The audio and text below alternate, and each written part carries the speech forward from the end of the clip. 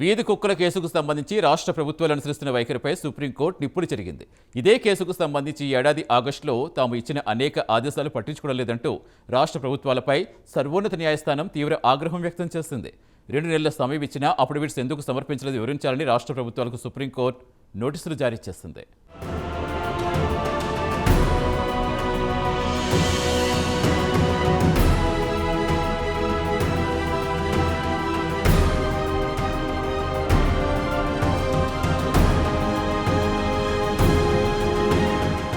వీధి కుక్కల కేసు విషయంలో ఆగస్టులో తాము ఇచ్చిన ఆదేశాలకు సంబంధించి రాష్ట్ర ప్రభుత్వాల నుంచి ఇప్పటివరకు ఎటువంటి స్పందన రాలేదని సుప్రీంకోర్టు మండిపడింది. 2 నెలల సమయం ఇచ్చినా అఫిడవిట్లు ఎందుకు సమర్పించలేదో వివరించాలని రాష్ట్ర ప్రభుత్వాలకు సుప్రీంకోర్టు నోటీసులు జారీ చేసింది. ఇప్పటికే దేశంలోని అనేక ప్రాంతాల్లో వీధి కుక్కల దాడులు జరుగుతున్నాయి.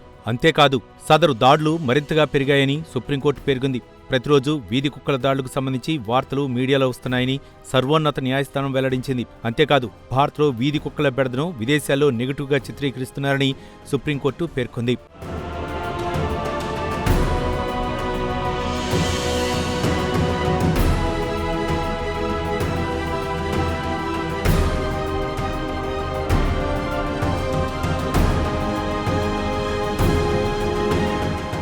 వీధి కుక్కల బెడదకు సంబంధించి రాష్ట్ర ప్రభుత్వాలకు తగినంత గడువు ఇచ్చినా ఎవరూ స్పందించలేదని సుప్రీంకోర్టు మండిపడింది. ఈ నేపథ్యంలో అన్ని రాష్ట్రాల ప్రభుత్వ ప్రధాన కార్యదర్శులు వ్యక్తిగతంగా న్యాయస్థానం ముందు హాజరు కావాలని సుప్రీంకోర్టు ఆదేశాలు జారీ చేసింది. అంతేకాదు అఫిడవిట్లు ఇవ్వటంలో ఆలస్యం ఎందుకు జరిగిందో కారణాలను వివరించాలని సర్వోన్నత న్యాయస్థానం పేర్కొంది. కాగా తెలంగాణ సర్కార్ అఫిడవిట్ దాఖలు చేసిందని సుప్రీంకోర్టు వెల్లడించింది.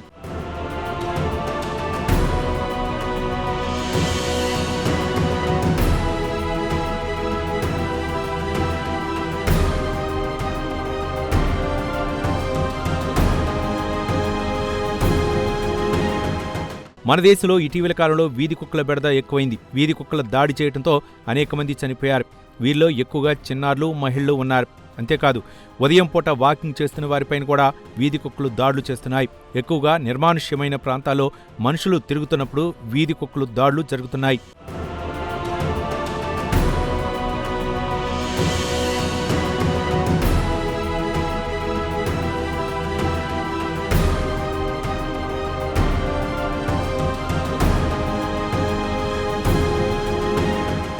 ఈ నేపథ్యంలో వీధి కుక్కల బెడదను నివారించాలన్న డిమాండ్ తీవ్రతరమైంది. అయితే గతంలో కుక్కలు వీధిలో తిరుగుతున్నప్పుడు వాటిని మున్సిపల్ అధికారులు పట్టుకునేవారు. వాటిని తమతో పాటు తీసుకువెళ్లేవారు. అయితే ఇప్పుడు వీధి కుక్కలను పట్టుకుని వెళ్లే వ్యవస్థ ఎక్కడా కనపడటం లేదు. అంతేకాదు కుక్కలు వీధిలో తిరుగుతుంటే వాటిని చేరదీసేవారు కూడా ఎక్కువయ్యారు. అలాగే సదరు కుక్కలకు ఆహారం పెట్టడం కూడా ఒక ట్రెండ్గా మారింది.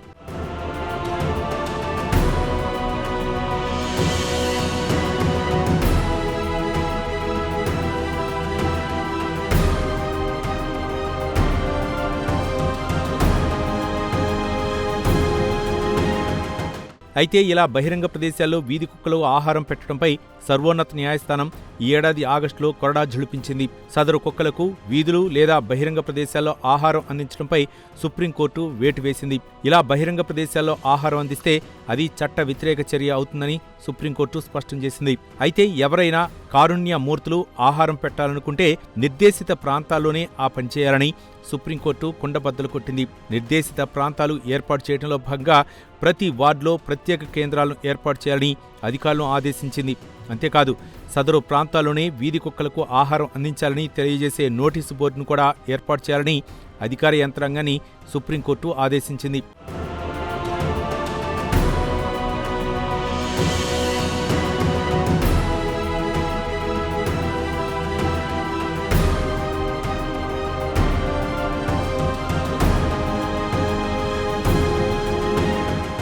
అంతేకాదు బహిరంగ ప్రదేశాల్లో వీధి కుక్కలకు ఎవరైనా ఆహారం అందిస్తే సదరు వ్యక్తులపై చట్టపరంగా చర్యలు తీసుకుంటామని సుప్రీంకోర్టు తెగేసి చెప్పింది. కాగా వీధి కుక్కలకు ఆహారం అందించడంపై ఎటువంటి నియంత్రణ లేకపోవడం దారుణమని సుప్రీంకోర్టు అభిప్రాయపడింది. దీనివల్ల అనేక అవాంఛనీయ సంఘటనలు జరుగుతున్న విషయం తమ దృష్టికి వచ్చిందని సర్వోన్నత న్యాయస్థానం పేర్కొంది. ఈ నేపథ్యంలోనే వీధి కుక్కలకు పబ్లిక్ ప్లేసెస్లో ఆహారం ఇవ్వడంపై నిషేధం విధిస్తున్నట్లు సుప్రీంకోర్టు వెల్లడించింది.